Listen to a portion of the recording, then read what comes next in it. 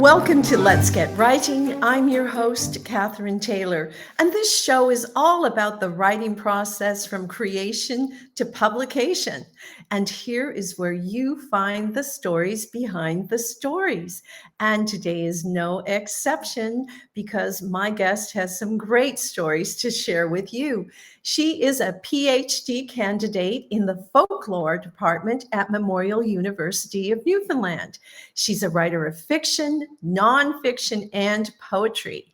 And she's also the creator of the folklore and fiction newsletter and podcast. She lives in Bedeque, Nova Scotia, and is one of 5 talented authors of folklore, fantasy, and drama across Canada who were invited to reimagine a classic folk tale and set it in a contemporary world. Sound intriguing? It certainly is. Her tale is featured on The Other Path, which is created by Ottawa's Odyssey Theatre. And it is the first folklore-inspired audio drama series ever created in Canadian theatre. I want you to join me in welcoming Caellaigh MacCath to Let's Get Writing. Hello, Catherine. It's so nice to have you here. And I guess you can tell I'm very excited about this whole idea of the radio drama because you know why? Because I've been listening to them and I've been just blown away with the stories, the actors, the sound effects. But that's your story to tell. So let me allow you to introduce yourself. Tell us a little more about you. Well, as you said in your lovely introduction, I'm a PhD candidate in the folklore department at Memorial. And I am a professional writer of fiction, nonfiction, and poetry. The science fiction and fantasy are the closest things to my heart in terms of writing. I've been a genre writer for years and years and years. And so I was tremendously excited to be invited to write a folklore-inspired modern audio drama. There was so much about it that was really intriguing to me. Writing for audio is really fascinating work. Incorporating folkloristics and folklore themes and motifs, really wonderful because that was my jam. I was, I'm a folklore student. And imagining it for a modern audience, which I believe the old stories have power. So imagining an old story for a modern audience, another thing, right in the center of my jam.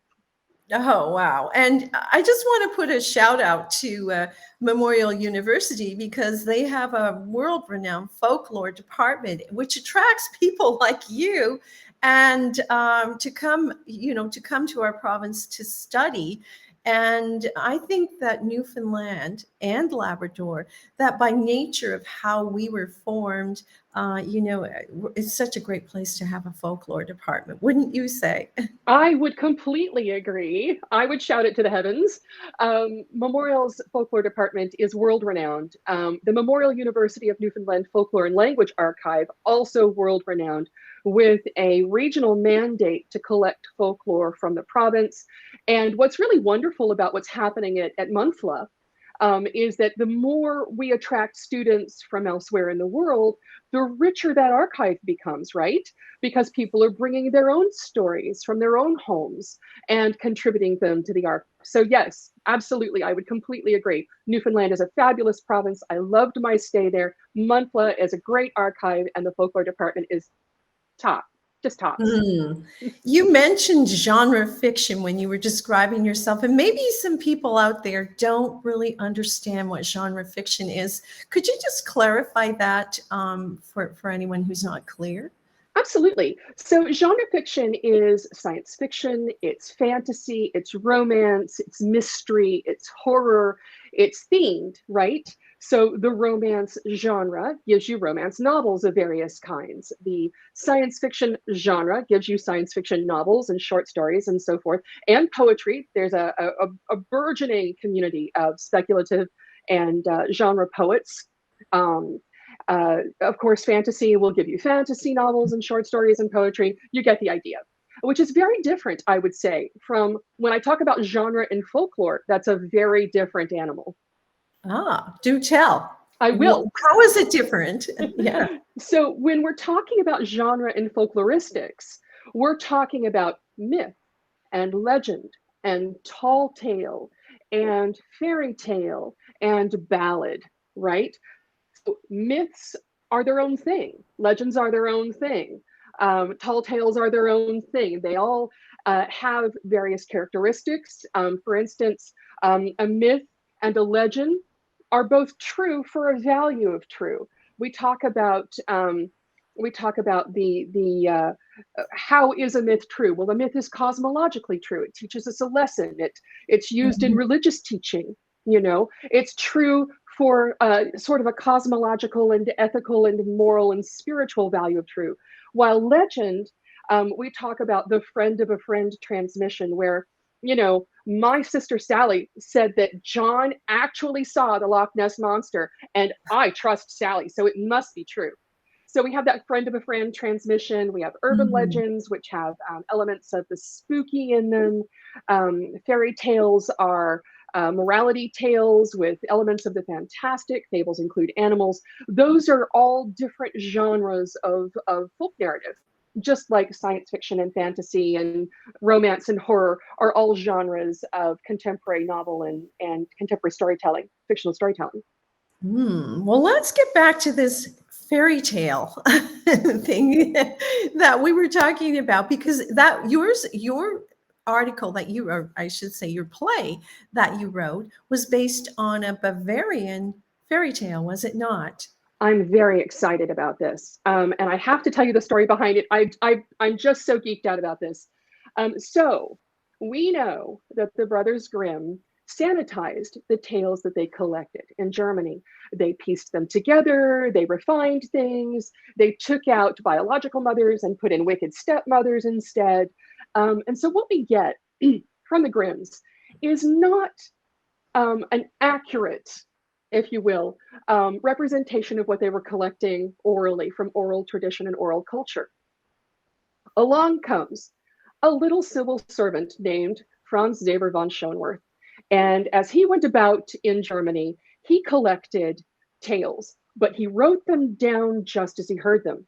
And then when he died, all of his papers were deposited in a municipal archive in Regensburg, of all places, and they sat for over 100 years and nobody knew they were there. So in 2008, 2009, I can't remember exactly which year, someone found them. And of Mhm. course, this, to the delight of folklorists and fairy tale enthusiasts, absolutely everywhere, we have these tales that are raw and rich and queer and dark and sound like they were told. And that's really important. So I really wanted to see if there was something suitable in the collection that I have, which is called The Tulip Princess and Other Newly Discovered Fairy Tales, for those people in your audience who might want to pick up the book itself. And I found something that I loved called The Belt and the Necklace. And that particular tale is only about a page long. It's very short, and there are pieces missing. Um, Of for course. right, because it was told to Schoenworth by a person, and he wrote it down faithfully and put it with his papers, right? So the belt and the necklace is missing its moral center. Fairy tales, we like to think of fairy tales, and I'm going to go on about this because, again, right in the middle of my jam.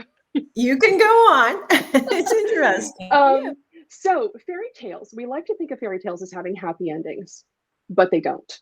Fairy tales do not have happy endings. I wish to debunk this for all of your guests, all of your audience members. They have moral endings, and you have a positive moral ending when you've followed the instructions offered by the fairy tale. And that's why we often get the eldest brother who passes the beggar on the road and ignores him, and the second brother who passes the beggar on the road and ignores him, and the third son who shares his lunch with the beggar. And then we find out that the beggar is a prince, and the prince, you know, rewards the third brother with gold. Now that is a happy ending, but why did it happen? It happened because the youngest brother knew that it was better to be generous than stingy. So that moral center was missing a bit from the belt and the necklace. And I wanted to reinsert it. And so what I did, because I also belong to an organization called the Climate Fiction Writers League, and because I've been including climate backdrops, climate crisis backdrops, Mhm. elements of the climate crisis in my work for a while now, I wanted to include a climate element in the belt and the necklace and have that be part of the moral center of the tale. And I also wanted to update sort of the tragedy at the beginning of the tale because, and I won't give anything away, promise, No. no spoilers, but at the beginning of the actual fairy tale, The Belt and the Necklace, we find an ugly princess, and she's mocked by everyone in the land because she's so ugly. And I had to think about that, and I thought, okay, if I'm going to update that, Mhm. who's ugly in modern society? Who is the topic of conversation? And I settled on fatness because people of size are often mocked. People of size, their bodies, their diets, the clothes they wear, whether they work out or not, what they're eating, what they're not eating, are all still topics of public conversation, and often very negatively. So those were the two moral elements I wanted to include in the tale. I wanted to update the heroine and make her a woman of size. And I Mhm. wanted to update the soul of the story and make it more in line with our climate crisis that we're all working to mitigate now. And I can only think it must have been exciting to take the bare bones of this, and of course the assignment to create this fairy tale drama and create this play, and put these pieces in. I think I've heard it. I had a sneak preview, and so I think you did it beautifully. And we're going to encourage people to check that out. We'll give you some more information on that shortly. But did you did that take a long time for you, or did you just bang say, I know exactly what I'm going to do? Well, I would say it took time. I read through The Tulip Princess, and I was in Halifax for some reason in a hotel, and over the weekend, and I read through The Tulip Princess looking for a likely story, and I hit this story, and I knew I wanted to work with it immediately, right? Hmm. And but it took a long time for me to sort of tease out how I was going to do that. And I would add, as a folklorist and someone who loves these stories anyway, that a retelling, because these stories come out of oral culture, because they come out of oral tradition, and in folkloristics we say that an oral story is not a literate story, a story that's written down is not better than an oral story. It's just a different story, right? It's a different way of telling that story. um, I felt like part of a community of tellers, Mm. and it was really really special for me to feel like like I was part of a community of tellers, and that someone had told this story and it wound up in my hands, and I had this responsibility to carry it forward a little, you know? And that was, I have to say, that was my favorite part of Mm. working with this story, was feeling like, here was this tale that ended up in an archive, and now it ended up in my hands, and now you got to listen to it, and other people are going to listen to it, and I hope they'll go back and read the original, or not the original, but what's written down anyway. So anyway, I hope I answered your question. I know I Yeah, rambled a bit no, you there. did.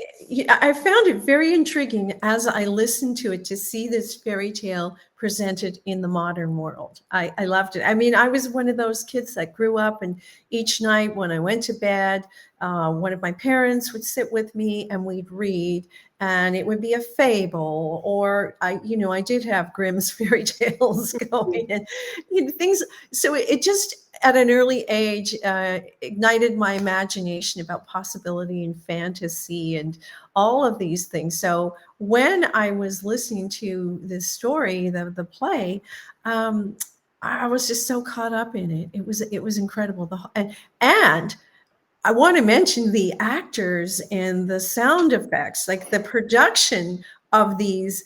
I mean, years ago, we remember those radio plays. Well, hello, we're back. Weren't those actors amazing? Every Yeah. single one of them. And I had the privilege of being in both workshops while the actors were reading early drafts of the play. And they were wonderful then. But I've heard it too, of course. I've heard the play as well. But the finished production just knocked my socks right off. They're all brilliant, absolutely every single one of them. And the sound effects are amazing.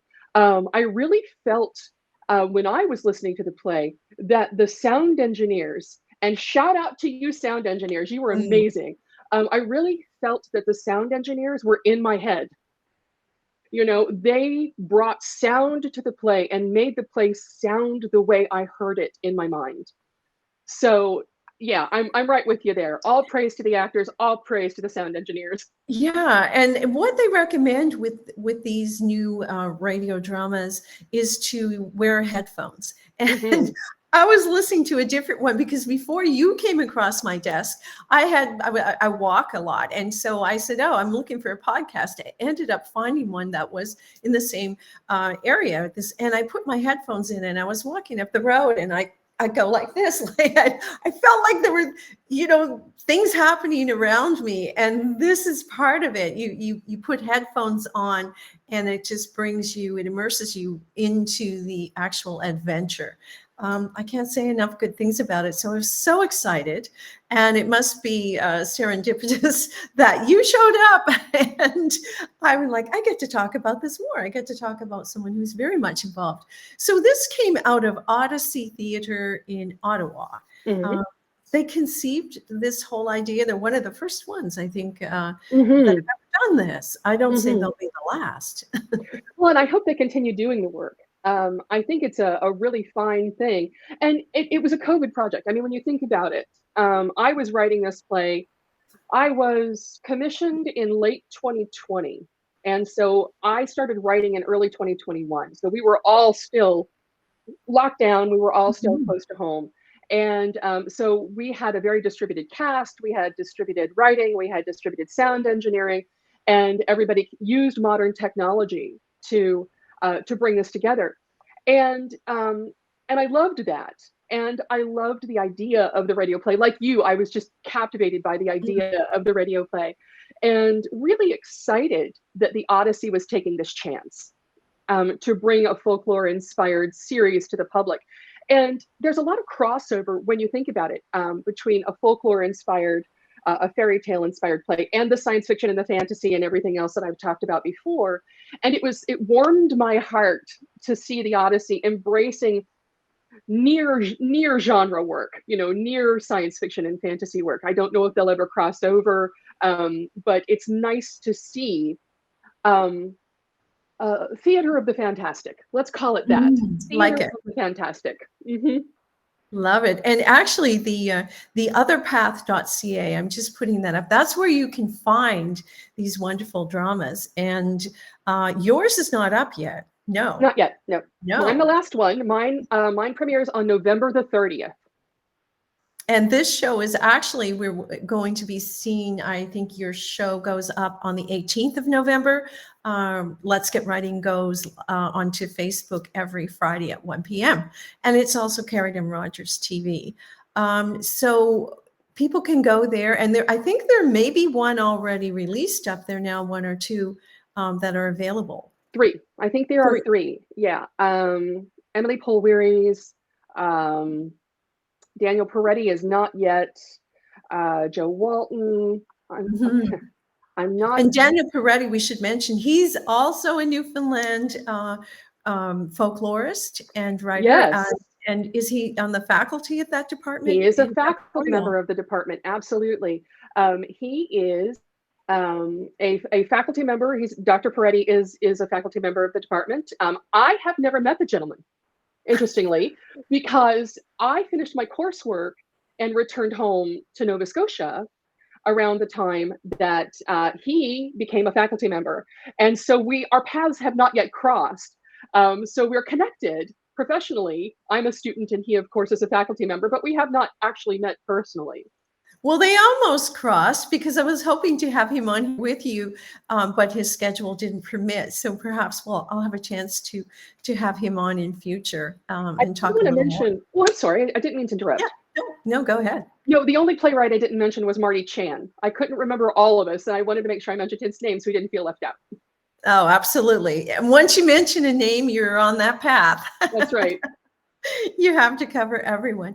But you also are very active, doing a lot of things. I did have your webpage up. Let me put it up again, or I'll put up this, the folkloreandfiction.com. You have a newsletter and so on. Tell us about some of the resources that people can find if they check you out. I love the Folklore and Fiction Project. When I started my coursework at Memorial, in my early PhD coursework, a lot of the scholarly reading that I was doing was really resonating with me as a writer, because when I went back to university, I had already published, I was already a professional writer. And I was looking at the materials that I was reading and thinking, gosh, wouldn't writers love this? And so I began to conceive of a project that would bring folkloristics, like what is a myth and what is a legend and what is a fairy tale, what's a tall tale, what is child lore, what is language and verbal lore, what is an ATU tale type, what is a motif. I wanted to be able to bring this material educationally to the public in a way that was useful to writing. And so in 2018, I had every year I had gone to a writers' convention in Calgary called When Words Collide. And I had conversations with people that I respected there, writers that I respected there, and they encouraged me to go forward and start my newsletter and then eventually write a book. And so in January 2019, I started the Folklore and Fiction newsletter. And I wrote newsletters that were educational for 2 years and published them out. And then in 2021, I began podcasting. And so I've been podcasting for 2 years. This year, I began to podcast my archives. So I'm catching myself up to the present. And everybody will have an opportunity to either listen to the material or read the material or both. And the folklore, what I do is the first half of the newsletter is all, educational, academic. Here's the background, here's the history, here are the resources. The second half, I bring in science fiction, I bring in fantasy, I bring in writing principles, I bring in plotting, characterization, invented languages, writing a magic system, anything that I think might coordinate with the first half and also be useful to a creative person who's a storyteller or a writer or a musician. And so that's what the folklore and fiction is all about. It's all about supporting and educating writers and supporting their muses so that they feel more confident about using folkloric materials and folkloristics in their own writing. I think the confident is a key thing there too, and having resources. Actually in Newfoundland and Labrador here, we have Engine Books, and Matt Ledrew, who offers opportunities to so many writers who are writing fantasy and fiction, and they do some wonderful publications. And I just want to put a shout out to Matt and Engine Books, because if people are interested in this type of thing, that's a great place to go. Yeah, I am absolutely on board with giving a shout out to Matt. He does hard work. He's one of the hardest working people in Atlantic Canada for writers, and he's hugely supportive of our community. So yes, let's all shout out to Matt. Yeah, to Matt at Engine Books, where to find information besides your newsletter. And I popped up your webpage again because I just want to let people know that if you go to the webpage, that will lead you to all these other wonderful things that Caellaigh has. And she's active on social media. Of course, I think I have those things. How do we find you? We can find you on Instagram. In fact, you and I are going to hop on there later today. And C.S. MacCath, because you do write as C.S. And let me guess, that's because your name is hard to spell? Yep. Got it in one. In my early publishing career, I was publishing as Caellaigh. And I had my name misspelled in print. And I thought, well, I'm going to put a stop to that. I'm going to make it as easy as possible for people to get my name right. And so I shortened it to C.S. MacCath. And you're like J.D. Robb, and there's a lot of people who have used T.S. Eliot, like have used initials, and it's almost intriguing because you just don't know who's behind those initials. and it's very, very cool. So the other thing I wanted to mention is that you're not originally from Canada, but you are now a Canadian. That's Yes. right. That's Yeah. right. You're stuck with me now. Um, well, I did my undergraduate degree in at the University of Toronto in the Celtic Studies department. And shout out to the Celtic Studies department because they were when I was there, and they remain a brilliant, wonderful, amazing department. And I received an excellent education, fell in love with Canada. My husband and I went back to the States for a while. I became interested, of course, in the Gaelic community here in Nova Scotia. And I did my master's degree in the States, and my husband said, well, why don't I see if I can get a job in Canada somewhere? And we'll go up and see if I can get a job on the East Coast. And he did. He was hired. And back in the day, we were able to come up on what was called an expedited technology workers visa. So if you got a job in tech, you had a visa in 24 hours. Mhm. And we moved up here and we came to Nova Scotia. And if anybody has ever been to Nova Scotia, it's so easy to fall in love with this province. Oh my goodness. And so we fell in love with the province and we stayed and we became permanent residents and we took our oath of citizenship in 2016. Well, there you go. Well, welcome, welcome, welcome. Thank we're you. we're glad to have you. And the East Coast of this country is so rich with these types of cultures. As you say, in Nova Scotia, you have a lot of the Gaelic, and Mhm. and it's good to see that these things are being integrated now. There are road signs, and that people are adapting the languages and making it bringing our culture forward, because for so many years we missed doing that, and it's happening here in Newfoundland. We're proud of where we are, and what we represent and where we came from, and it's really good to see, because these tales that are part of what you're writing take us back to the old world, and we're very close to that here, energetically and spiritually. We're very close to it. Well, and I think too linguistically, because the Gaelic that's spoken here in Nova Scotia is very like the Gaelic that was spoken a few hundred years ago in Scotland. So this has been and remains a wonderful place to come and learn the language and learn the songs. I've done a bit of singing in Gaelic. I've had the opportunity to sing at local milling frolics, and it's been a really rich and rewarding experience for me.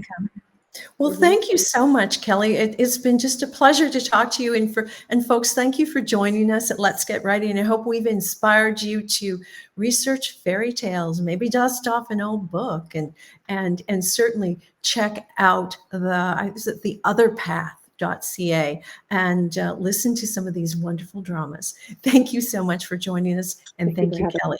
Kelly. Have a great day, everyone.